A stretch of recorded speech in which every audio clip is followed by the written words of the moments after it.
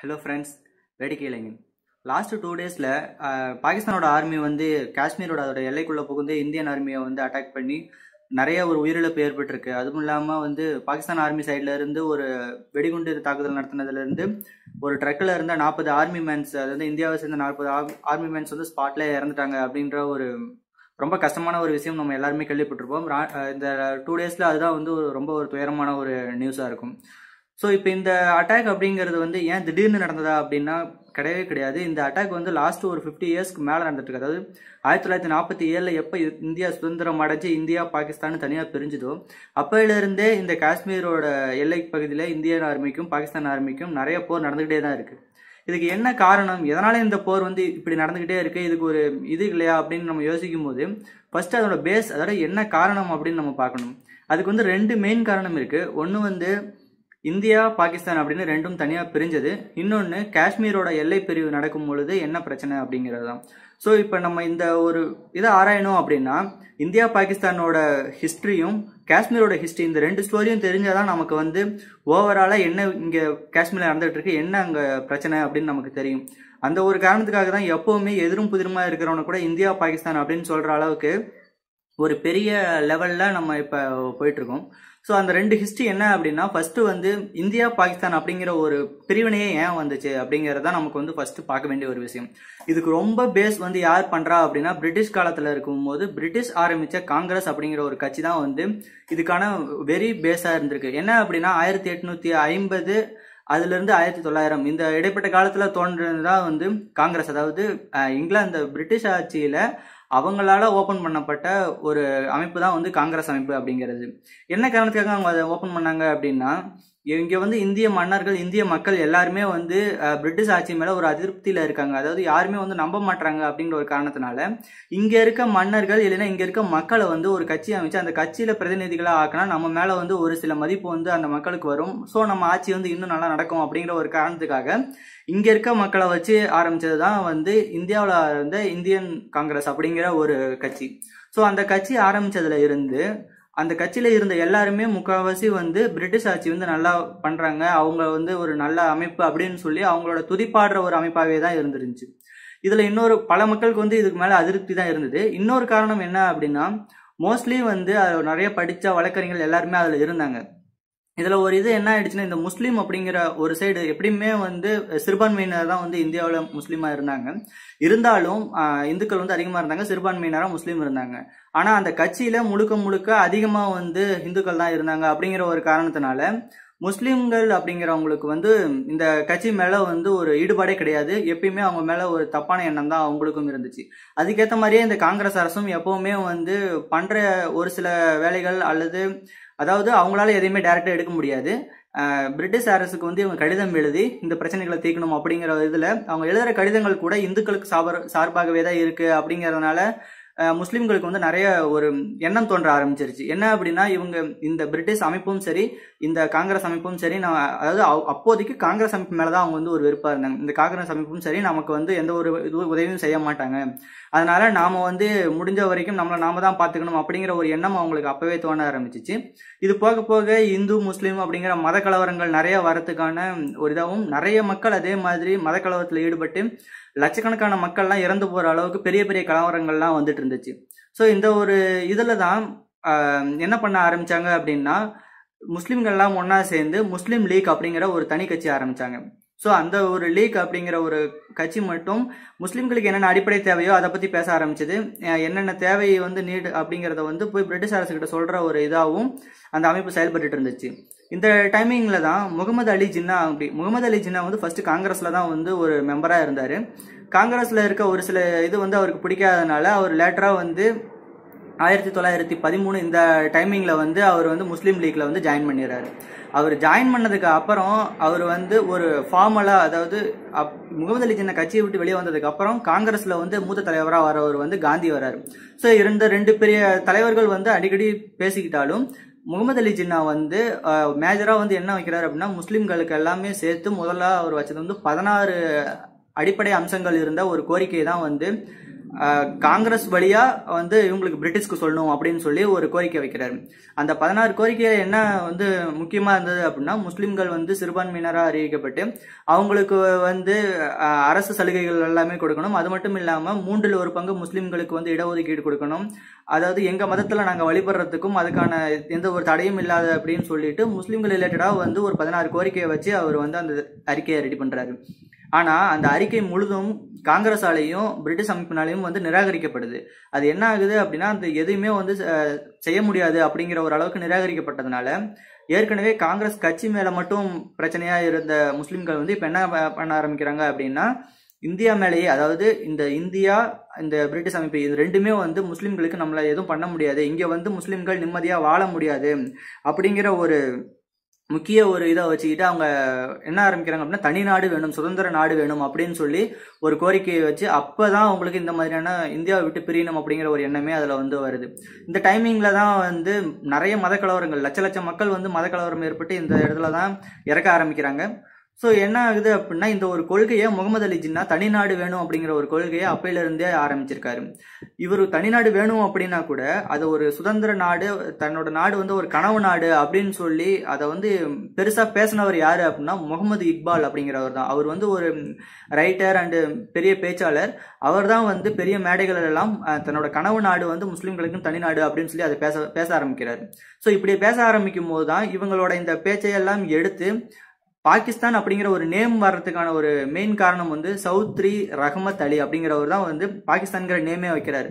அவர் எப்படி வைக்கிறாரு அப்படின்னா, இந்தியாவில் இருக்க எந்த பகுதியில எல்லாம் அதிக முஸ்லிம்ஸ் இருக்காங்களோ அந்த எல்லாமே வந்து ஒரு பகுதியாக கொண்டு அதையெல்லாம் பிரித்து அதெல்லாம் தனியாக வாங்கணும் அப்படிங்கிறதுனால பஞ்சாப், ஆப்கானிஸ்தான், காஷ்மீர், அதுக்கப்புறம் சிந்து, அதுல லாஸ்டா வந்து பாலஸ்தான் அப்படிங்கிற ஒரு இது மொத்தமா வந்து இந்த எல்லைகள் எல்லாம் வச்சு இதோட இந்த ஒவ்வொரு கண்ட்ரியோட, அதாவது ஒவ்வொரு ஸ்டேட்டோட ஃபர்ஸ்ட் லெட்டரை வச்சு தான் பாகிஸ்தான் அப்படிங்கிற ஒரு இதை ஃபார்ம் பண்றாரு. ஸோ அதுல லாஸ்ட்ல இருக்க அந்த பாகிஸ்தான்ல இருக்க ஸ்தானை வச்சும் மற்ற இதுல இருக்க PAKEIS இதெல்லாமே சேர்த்து பாகிஸ்தான் அப்படிங்கிற ஒரு நேம் ஃபார்ம் பண்ணி முஸ்லிம்களுக்கான தனிநாடு பாகிஸ்தான் தான் அப்படின்னு சொல்லி அவர் தான் வந்து ஃபர்ஸ்ட் அறிவிக்கிறாரு. அவர் அறிவிச்சதுக்கு அப்புறம் முகமது அலி ஜின்னா அந்த பாகிஸ்தான்கிற ஒரு தனிநாடு வேணும் அப்படிங்கிற ஒரு கொள்கையில உறுதியா இருக்காரு. எத்தனையோ தடவை வந்து மவுண்ட் பேட்டன் பிரபுவும் காந்திஜியும் அழைத்து பேசினா கூட இவர் வந்து அதை வந்து ஒரு கணக்கிலே வச்சுக்காம அவரோட மெயின் கொள்கை வந்து பாகிஸ்தான்கிற ஒரு தனிநாடு வேணும் அப்படிங்கிற ஒரு எண்ணத்துல தான் இருக்காரு. ஸோ இந்த மாதிரி போகும்பொழுதுதான் 1947 இந்தியா சுதந்திரம் அடையும் போது பாகிஸ்தான் வந்து தனிநாடா பிரிக்கப்படுது. அப்படி தனிநாடா பிரிக்கப்படும் போதும் பெரிய மத கலவரம் வந்து அதாவது பிரிச்சதுக்கு அப்புறம் அந்த பகுதியில், பாகிஸ்தான் பகுதியில் இருக்க இந்துக்கள் வந்து இந்தியாவுக்கு மாறணும், இந்தியாவில் இருக்க பாகிஸ்தானுக்கு போகணும் அப்படின்னு நினைக்கிற முஸ்லிம்கள் வந்து பாகிஸ்தானுக்கு போகணும். அந்த மாதிரியான டைம்ல இங்கிருந்து போகணும்னு நினைக்கிற முஸ்லிம்களை அடிச்சு விரட்டுறதும், பாகிஸ்தான்ல இருந்து இங்க வந்த இந்துக்களை எல்லாம் கொன்னு பிணமா தான் வந்து இந்தியாவுக்கு அனுப்பி வச்சாங்க. அதுல இருந்து வந்த ஒரு ரயில்ல எல்லாமே சடலமா தான் வந்துச்சு. ஸோ இந்த மாதிரி பெரிய கலவரம் ஏற்பட்டு அப்படி பிரிஞ்சுதான் பாகிஸ்தான் தனியா இதா போனாங்க. அப்படி போனாலுமே ஸ்ரீநகர், ஜம்மு, காஷ்மீர் இந்த 3 மட்டுமே வந்து 2 சைட்லயுமே வந்து யாருக்கு அப்படிங்கிற ஒரு முடிவு இல்லாம தான் இருந்துச்சு. ஏன்னா பாகிஸ்தான் தான் ஃபர்ஸ்ட் வந்து எனக்கு காஷ்மீர் வேணுங்கிற ஒரு இதை வச்சுதான் கொண்டு போனாங்க. இருந்தாலும் இந்த 3 ஸ்டேட்டுமே வந்து பிரிக்கப்படாம தான் இருந்துச்சு. அதுல ஃபர்ஸ்ட் பாகிஸ்தான் என்ன பண்ண ஆரம்பிச்சாங்க அப்படின்னா 1947 ஸ்ரீநகர் மேல போர் தொடுத்து அந்த இதை எடுத்துடலாம் அப்படின்னு சொல்லி பார்த்தாங்க. என்ன ஆகுது அப்படின்னா, அதுல இருக்க மன்னர் அப்போ வந்து ஒரு இந்து மன்னன், அதாவது குறுநில மன்னன் அதை ஆண்டுட்டு இருக்கான். அந்த மன்னன் வந்து ஹரிசிங் அப்படிங்கிறவர் வந்து இந்தியா கிட்ட வந்து ஒரு உதவி கேட்கிறாரு. என்ன கேட்கிறாரு அப்படின்னா, நாங்க வந்து தனிநாடா இருக்கணும், ஆனா வந்து பாகிஸ்தான் எங்களை வந்து போர் தொடுக்கிறாங்க, இந்த மாதிரி தொடுக்கும் போது எங்களால வந்து அவங்களோட படையை தாங்க முடியாது, அதனால எங்களுக்கு ஹெல்ப் பண்ணுங்கன்னு கேட்கும்போது இந்தியா என்ன சொல்றாங்க அப்படின்னா, நீங்க ஸ்ரீநகரை இந்தியாவோட இணைச்சிக்கிட்டீங்கன்னா நாங்க வந்து பாகிஸ்தான் கூட வந்து உங்களுக்கு ஹெல்ப் பண்றோம் அப்படின்னு சொல்லும்போது ஒரு அதிகாரப்பூர்வமான கையெழுத்தை வாங்கினதுக்கு அப்புறம் தான் வந்து இந்தியா வந்து பாகிஸ்தானோட போரிட்டு பாகிஸ்தானை துரத்தி ஸ்ரீநகரை வந்து இந்தியா கூட ஜாயின் பண்ணிக்கிறாங்க. இதுதான் வந்து இந்தியா பாகிஸ்தானோட தனியா பிரிஞ்ச ஒரு இது. காஷ்மீர் அப்படின்னு எடுத்து பார்க்கும்போது அதோட ஹிஸ்டரி என்ன அப்படின்னா, காஷ்மீரும் வந்து இப்போ மட்டும் இல்ல, அது ஒரு 1000-1500 வருடங்களா வந்து சிவிலைசேஷன் ஆரம்பிச்சதுல இருந்தே காஷ்மீருங்கிறது வந்து ஒரு தனி நாடா தான் இருந்திருக்கு. அப்பப்போ வந்து நாடு பிடிக்கிறவங்கள பட்ட ஆசைகள், அது மட்டும் இல்லாம இந்தியாவுக்கு பக்கத்துல இருக்கனால இதுவும் ஒரு வளமான நாடு அப்படின்னு நினைச்சு நிறைய மன்னர்கள் வந்து ஆட்சி புரிஞ்சு அந்த மாதிரியான டைமிங்ல என்ன ஆகுது அப்படின்னா, ஒவ்வொரு தடவை ஒவ்வொரு ஆட்சி கீழே வரும்பொழுதும் அங்க இருக்க மக்கள் மதம் மாற்றப்பட்டு கடைசியா முகலாய ஆட்சியில இருக்கும் பொழுது காஷ்மீர்ல மட்டுமே 70% மக்கள் வந்து முஸ்லிம்களாகவும் 20% மக்கள் வந்து இந்துக்களாகவும் ஒரு 10% மக்கள் வந்து புத்தம் அந்த மாதிரியான ஒரு சில கிறிஸ்டியானிட்டிஸ் அந்த மாதிரி தான் வாழ்ந்துட்டு இருந்திருக்காங்க. இதுல என்ன ஆகுது அப்படின்னா இந்தியாவுக்கு பக்கத்துல இருக்கனால இதுவும் ஒரு வளமிக்க நாடு தான் அப்படின்னு சொல்லி பிரிட்டிஷ் வந்து இந்தியாவை ரூல் பண்ணும்போது அங்க இருந்த காஷ்மீரையும் வந்து போர் தொடுத்து அந்த காஷ்மீரையும் வந்து கைப்பற்றிடுறாங்க. கைப்பற்றினவங்க என்ன பண்றாங்க அப்படின்னா இந்தியாவோட சேர்ந்து அந்த காஷ்மீரையும் ரூல் பண்ணிட்டு இருக்காங்க. அப்படிதான் வந்து இந்தியாவோட வந்து காஷ்மீர் ஜம்மு காஷ்மீர் வந்து ஜாயின் ஆனது. அப்ப இந்த மாதிரி 70% வந்து முஸ்லிம்கள் தான் இருக்காங்க. அதனால இந்த ஜம்மு காஷ்மீர் வந்து பாகிஸ்தான் தான் வேணும் அப்படின்னு சொல்லி பாகிஸ்தானும் அதெல்லாம் முடியாது இந்தியாவுக்கு தான் வேணும் அப்படின்னு சொல்லிட்டு இந்தியாவும் வந்து இதை வந்து பேசுறாங்க. அப்படி இருக்கும் பொழுதுதான் வந்து என்ன ஆகுதுன்னா 1947 ஸ்ரீநகரை வந்து இந்தியா வந்து கைப்பற்றினதுக்கு அப்புறம், அதாவது பாகிஸ்தான் அடிச்சு துரத்திட்டு கைப்பற்றினதுக்கு அப்புறம் மறுபடியும் வந்து ஜம்மு காஷ்மீர்ல பாகிஸ்தானோட ஆர்மி வந்து போர் தொடுத்து வராங்க. அப்படி இருக்கும்பொழுது என்ன ஆகுது அப்படின்னா இந்தியன் ஆர்மி அப்பவுமே வந்து அவங்களை எல்லாத்தையுமே அடிச்சுட்டு அவங்க கண்ட்ரிக்கே துரத்தி விட்டாலுமே வந்து என்ன ஆகுது அப்படின்னா இந்தியாவில் இருக்க காந்திஜியில இருந்து மற்ற எல்லா தலைவர்களுமே என்ன சொல்றாங்க அப்படின்னா நேற்று வரைக்கும் அவங்க நம்ம கூட இருந்த நம்ம மக்கள் இப்போ வந்து ஒரு இடத்துக்காக அவங்கள வந்து அடிச்சு துரத்துறதுங்கிறது வந்து நல்லா இல்லை, அதுவும் இல்லாம அவங்கள வந்து அப்படி ட்ரீட் பண்ணக்கூடாது அப்படின்னு சொல்லி நிறைய தலைவர்கள் சொல்றதுனால நேரும் வந்து அதை சொல்லி என்ன ஆகுறாரு அப்படின்னா அவர் வந்து ஒரு காமனான ஒரு சொல்யூஷனுக்கு போக பாக்குறாரு. அதாவது இப்போ போறன்னு வந்தா பல லட்சம் மக்கள் வந்து இறந்து போவாங்க. அப்படி இறந்து போறது வந்து நம்ம மக்கள் தான், நேற்று வரைக்கும் நம்ம கூட இருந்த நம்ம மக்கள் தான் வந்து இனிமே இறக்க போறாங்க அப்படிங்கிற ஒரு காரணத்தினால யுனைடெட் நேஷன்ஸ்லாம் உதவியை தேடி போறாரு. அப்படி போகும்போது என்ன ஆகும் அப்படின்னா இந்த ரெண்டு கவர்மெண்ட்டும் இல்லாம வேற ஒரு கண்ட்ரியோட கவர்மெண்ட் வந்து இங்க பஞ்சாயத்து பண்ணி என்ன பிரச்சனைங்கிறத சொல்லுவான். அப்படி இருக்கும் பொழுது வேற கண்ட்ரில இருந்து வந்து அதாவது அந்த யுனைடெட் நேஷன்ஸ்ல இருந்து வரவங்க என்ன சொல்றாங்க அப்படின்னா நீங்க ரெண்டு கண்ட்ரியுமே வந்து இந்த நாட்டை விட்டு வெளியே போயிருங்க, அதாவது காஷ்மீரை விட்டு வெளியே போங்க, நீங்களும் வெளியே போங்க நீங்களும் வெளியே போங்க, பாகிஸ்தானும் இந்தியாவும் ரெண்டு பேரும் வெளியே போனதுக்கு அப்புறம் நாங்க இங்க இருக்க மக்கள் கிட்ட கருத்து கணிப்பு பேசி எந்த நாடோட அவங்க போகணும்னு நினைக்கிறாங்களோ அவங்க அங்க போவாங்க அப்படின்னு சொல்லி அவங்க சொல்றாங்க. அப்படி இருக்கும் பொழுது இந்தியா பாகிஸ்தான் என்ன சொல்றாங்க அப்படின்னா பாகிஸ்தான் வந்து நாங்க வெளியே போயிட்டா இந்தியா வந்து போர் தொடுத்து காஷ்மீர் அபகரிச்சுக்குவாங்க அப்படின்னு அவங்களும், பாகிஸ்தான் வந்து இந்தியா வெளியே போயிட்டா அவங்க உள்ள புந்து பண்ணிடுவாங்கன்னு சொல்லிட்டு இந்தியா சைடும் சொல்லப்படுது. இப்படி ரெண்டு பேருமே சொல்றதுனால அதுக்கு ஒரு முடிவே இல்லாம அப்பையில இருந்து இப்போ வரைக்குமே வந்து அந்த ஒரு பிரச்சனை போய்கிட்டே தான் இருக்கு. அதாவது 100% மக்களுமே வந்து ஒரு சில டைம்ல வாக்கெடுப்பு நடத்தினதுல வந்து என்ன சொன்னாங்க அப்படின்னா எல்லாருமே வந்து அதாவது இவங்க பாதி பேத்தோட நினைப்பு எப்படி இருந்தது அப்படின்னா 70% முஸ்லீம்கள் இருக்கனால அந்த 70% கண்டிப்பா வந்து பாகிஸ்தான் தான் போவாங்க அப்படின்னு சொல்லி யோசிப்பாங்க அப்படிங்கிற ஒரு கருத்து கணிப்பு சொன்னாங்க. ஆனா என்ன நடந்துச்சு அப்படின்னா அதுல ஒரு பாதி பேர் வந்து இந்தியாவுக்குன்னும் பாதி பேர் பாகிஸ்தானுக்கும் நான் போகணும் அப்படின்னும் மீதி ஒரு சில ஒரு 30-40% மக்கள் மட்டும் என்ன சொல்றாங்க அப்படின்னா எங்களுக்கு இந்தியாவும் வேணாம் பாகிஸ்தானும் வேணாம், நாங்க தனி நாடாவே இருந்துட்டு போறோம், எங்களுக்கு தனி நாடா அறிவிச்சு எங்களுக்கு ஒரு தனி இதா வச்சிருங்க, நாங்க நிம்மதியா தனியா வாழ்ந்துக்கிறோம் அப்படின்னு சொல்லி ஒரு சில அமைப்பும் இருந்தாங்க. ஸோ இதுதான் இந்தியா பாகிஸ்தான் பிரிஞ்சதுக்கான ஒரு ஹிஸ்டரியும் காஷ்மீரான ஒரு தனி நாடா இருக்கிறதுக்கான ஒரு ஹிஸ்டரியும் இப்போ எதனால நம்ம அந்த காஷ்மீர் நமக்கு வேணும்னு நம்ம அடிச்சுக்கிறோம் அப்படிங்கிற ஒரு ஹிஸ்டரியும் இதுதான் வந்து என்னால் ஷார்ட் அண்ட் ஸ்வீட்டை எவ்வளவு ஷார்ட்டா சொல்ல முடியுமோ இதுதான் அந்த பிரச்சனை. ஆனா இப்ப என்னை பொறுத்த வரைக்கும் காஷ்மீர் அப்படிங்கிறது வந்து இந்தியாவோட தான் இணையணும் அப்படிங்கிற ஒரு காரணம் என்ன ஒரு காரணம் அப்படிங்கறத நான் உங்களுக்கு சொல்லியிருந்தேன். என்ன அப்படின்னா காஷ்மீர் அப்படிங்கிறது வந்து இப்ப அந்த இடத்துல இருந்து இங்க வந்தா இந்தியாவில மட்டும்தான் அந்த மக்களால பாதுகாப்பா இருக்க முடியும். இந்த ஒரு மெயின் ரீசன்ஸ்னாலதான் இன்னமும் வந்து 1947 இருந்து இப்போ வரைக்குமே இந்தியா பாகிஸ்தான் அப்படிங்கிற ஒரு சண்டை எப்பயுமே நடந்துட்டு இருக்கு. பாகிஸ்தான் மட்டும் எப்பவுமே வந்து இந்த மாதிரி இப்ப மட்டுமே அவங்க வந்து ஒரு அதிரடி தாக்குதல் நடத்தல. 1947 இருந்து நிறைய தடவை நடத்திருக்காங்க. 1947, 1965, 1971, 1999, இப்ப 2019 இந்த மாதிரி அவங்க நிறைய தடவை வந்து அதிரடி தாக்குதல் நடத்திருக்காங்க.